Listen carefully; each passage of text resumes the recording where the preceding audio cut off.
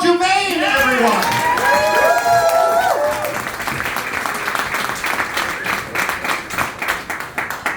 A Silicon Valley tech guru named Bryan Johnson is spending $2 million a year on experimental medical treatments in order to prolong his life.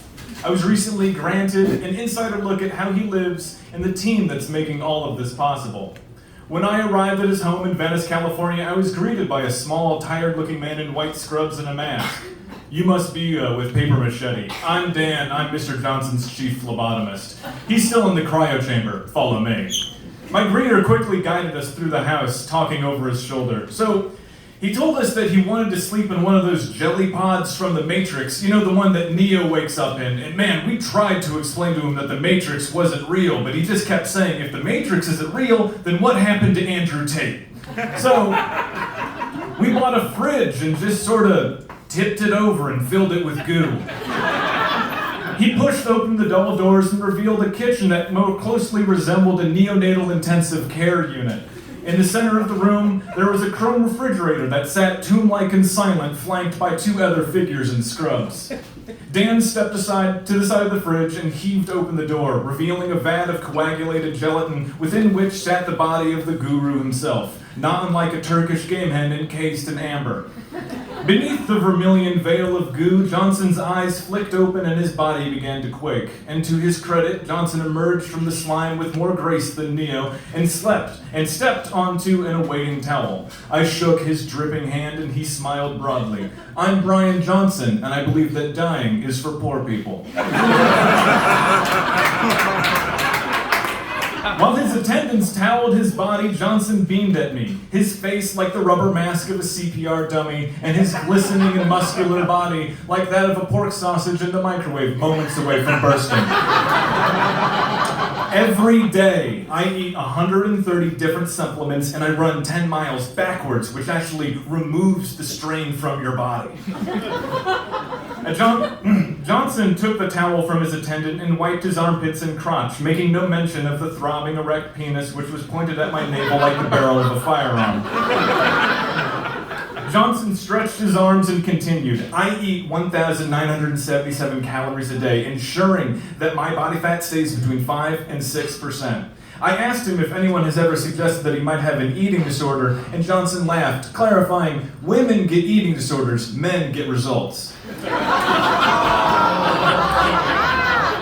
At first, my skin routine was inspired by Patrick Bateman, but obviously chemical peels are barbaric. Now I'm more inspired by one of the pioneers of biohacking, Ed Gain, who expanded the frontiers of tissue recycling, before interrupting himself to bark at one of his attendants, fetch me my bag. The attendant returned with a twinkish boy wearing nothing but diesel jeans and a scowl. Johnson turned to me and clarified, this is my son, Dorian. But more importantly, he is my blood bag. He provides me with the plasma that I need to remain young forever. I shook Dorian's hand as a disheveled blonde woman burst through the double doors and eagerly staggered in my direction. She stank of copper and had dark eyeshadow and a jagged smear of lipstick. Before I could meet her eyes, she thrust a pale hand towards me and introduced herself. Hi, I'm Elizabeth Holmes. I'm the Theranos lady. They said I was too cute for prison. They said that they only had Paul Mitchell products, but not the good ones. They have the Paul Mitchell that they give to hotels. And I'm just so happy. I like your blood.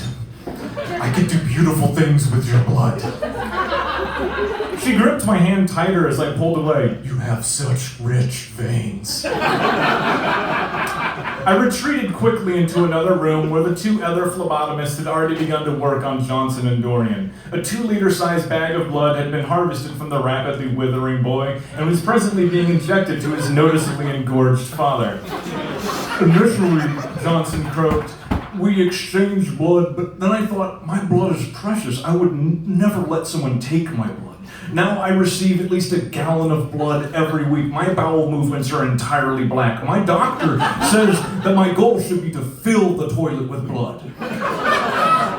I asked for his doctor's name, and Johnson smiled, his mouth reddening from the swollen gums. Dr. Acula. I laughed. Like the Mitch Hedberg joke, I said. To which he responded, who?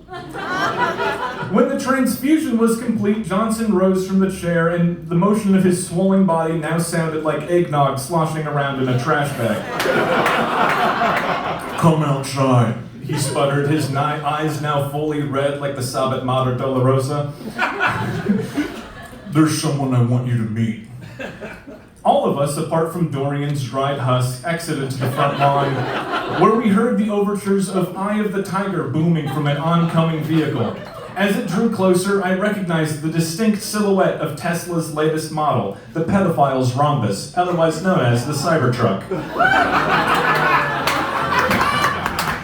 The dented and scuffed vehicle sputtered to a stop a few feet in front of us.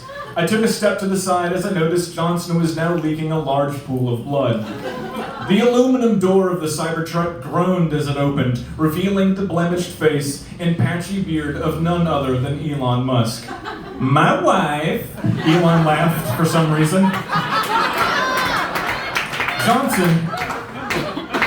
Johnson, clearly woozy from the transfusion, mumbled an introduction. Elon, article, journalist. Elon perked up as he addressed me. I've worked with Bryan for years. We were at PayPal. I believe that human longevity is key to exploring space, and both are important for the preservation of the white race.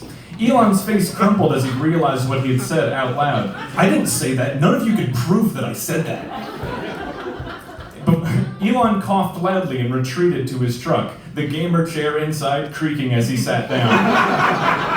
The Anti-Defamation League are the real racists. He chuckled strangely before slamming the door, causing the window to shatter and all 4 hubcaps to fall clean off the vehicle. As Elon's expression darkened, the hood of the vehicle burst open, and from it surged a gout of blinding white flames, which rapidly engulfed the shrieking tech giant. Johnson, whose expressionless face now resembled Michael Myers drenched in blood, stepped forward to help Elon, only to slip on his own blood and whip his skull against the pavement, ending his life instantly. According to their wills, Elon's ashes will be blown up in a failed rocket launch. Johnson will be buried along with his attendants inside a pyramid of solid platinum. Dorian will be thrown into a ditch. And Elizabeth Holmes will have a podcast with Martha Stewart about girl bossing your way out of prison. Thank you.